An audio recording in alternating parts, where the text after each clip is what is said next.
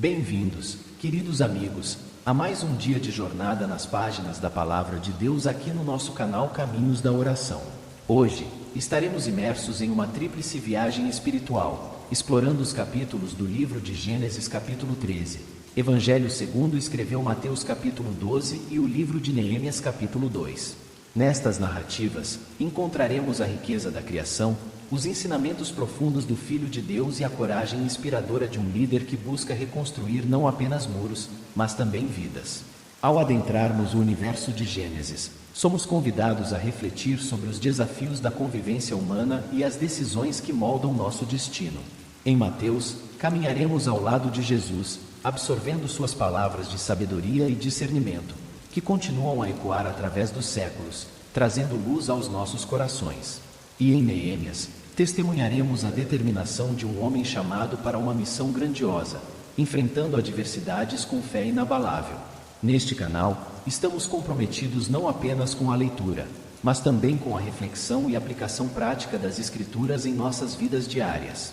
Portanto, convido vocês a se juntarem a nós nesta jornada de crescimento espiritual e conhecimento das Sagradas Escrituras.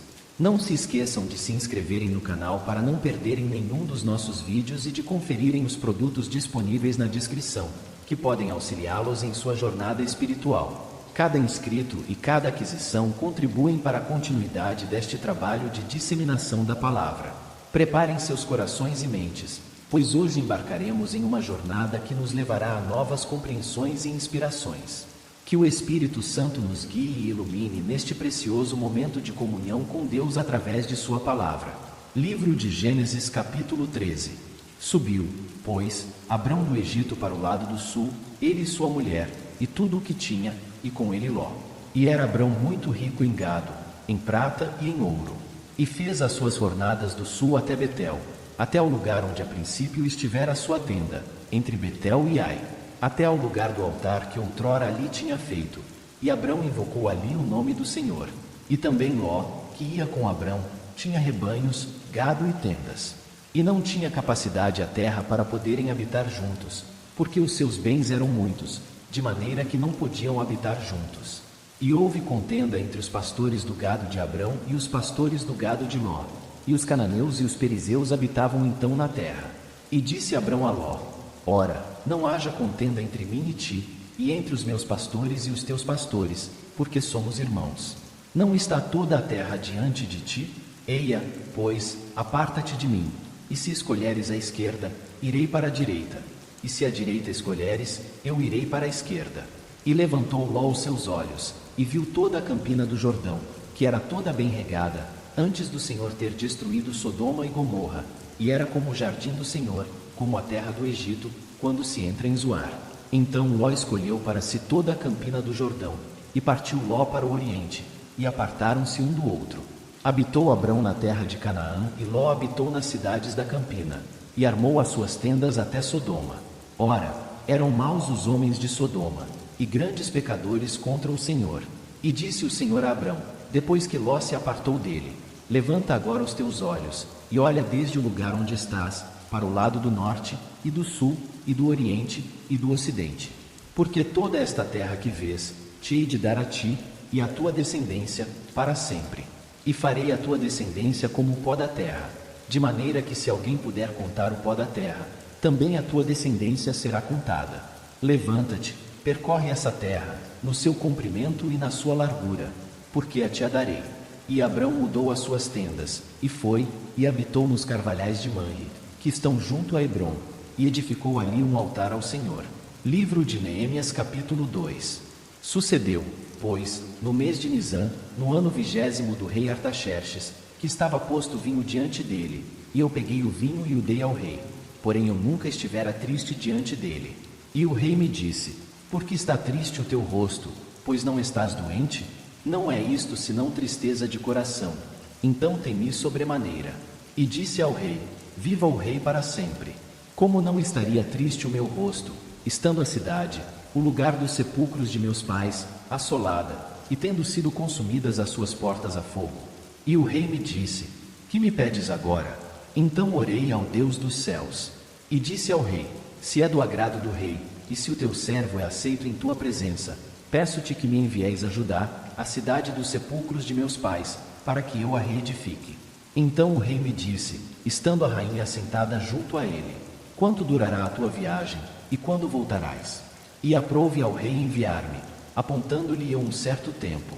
Disse mais ao rei: se ao rei parece bem, deem-se-me cartas para os governadores da além do rio, para que me permitam passar até que chegue a Judá. Como também uma carta para Zafo, guarda da floresta do rei, para que me dê madeira para cobrir as portas do paço da casa, para o muro da cidade e para a casa em que eu houver de entrar. E o rei mas deu, segundo a boa mão de Deus sobre mim. Então fui aos governadores da além do rio, e dei-lhes as cartas do rei. E o rei tinha enviado comigo capitães do exército e cavaleiros. O que ouvindo Sambalate, o Horonita, e Tobias, o servo amonita, lhes desagradou extremamente que alguém viesse a procurar o bem dos filhos de Israel. E cheguei a Jerusalém, e estive ali 3 dias. E de noite me levantei, eu e poucos homens comigo, e não declarei a ninguém o que o meu Deus me pôs no coração para fazer em Jerusalém. E não havia comigo animal algum, senão aquele em que estava montado. E de noite saí pela porta do vale, e para o lado da fonte do dragão, e para a porta do monturo, e contemplei os muros de Jerusalém, que estavam fendidos, e as suas portas, que tinham sido consumidas pelo fogo. E passei à porta da fonte, e ao tanque do rei, e não havia lugar por onde pudesse passar o animal em que estava montado. Ainda, de noite subi pelo ribeiro e contemplei o muro, e, virando entrei pela porta do vale, assim voltei. E não souberam os magistrados aonde eu fora nem o que eu fazia, porque ainda nem aos judeus, nem aos sacerdotes, nem aos nobres, nem aos magistrados, nem aos mais que faziam a obra, até então tinha declarado coisa alguma. Então lhes disse: bem vedes vós a miséria em que estamos, que Jerusalém está assolada, e que as suas portas têm sido queimadas a fogo. Vinde, pois, e reedifiquemos o muro de Jerusalém, e não sejamos mais um opróbrio. Então lhes declarei como a mão do meu Deus me fora favorável, como também as palavras do rei, que ele me tinha dito. Então disseram: levantemo-nos e edifiquemos. E esforçaram as suas mãos para o bem. O que ouvindo Sambalate, o Horonita, e Tobias, o servo amonita, e Gesem, o árabe, zombaram de nós, e desprezaram-nos, e disseram: que é isto que fazeis? Quereis rebelar-vos contra o rei? Então lhes respondi, e disse: o Deus dos céus é o que nos fará prosperar, e nós, seus servos, nos levantaremos e edificaremos. Mas vós não tendes parte, nem justiça, nem memória em Jerusalém. Evangelho segundo escreveu Mateus capítulo 12. Naquele tempo passou Jesus pelas searas, em um sábado, e os seus discípulos, tendo fome, começaram a colher espigas e a comer. E os fariseus, vendo isto, disseram-lhe: eis que os teus discípulos fazem o que não é lícito fazer num sábado. Ele, porém, lhes disse: não tendes lido o que fez Davi, quando teve fome, ele e os que com ele estavam, como entrou na casa de Deus, e comeu os pães da proposição, que não lhe era lícito comer, nem aos que com ele estavam, mas só aos sacerdotes? Ou não tendes lido na lei que, aos sábados, os sacerdotes no templo violam o sábado, e ficam sem culpa? Pois eu vos digo que está aqui quem é maior do que o templo. Mas, se vós soubesseis o que significa misericórdia quero, e não sacrifício, não condenaríeis os inocentes. Porque o Filho do Homem até do sábado é Senhor. E, partindo dali, chegou à sinagoga deles. E estava ali um homem que tinha uma das mãos mirrada. E eles, para o acusarem, o interrogaram, dizendo: é lícito curar nos sábados? E ele lhes disse: qual dentre vós será o homem que, tendo uma ovelha, se num sábado ela cair numa cova, não lançará mão dela e a levantará? Pois, quanto mais vale um homem do que uma ovelha? É, por consequência, lícito fazer bem nos sábados. Então disse aquele homem: estende a tua mão. E ele a estendeu, e ficou sã como a outra. E os fariseus, tendo saído, formaram conselho contra ele, para o matarem. Jesus, sabendo isso, retirou-se dali, e acompanharam-no grandes multidões, e ele curou a todas.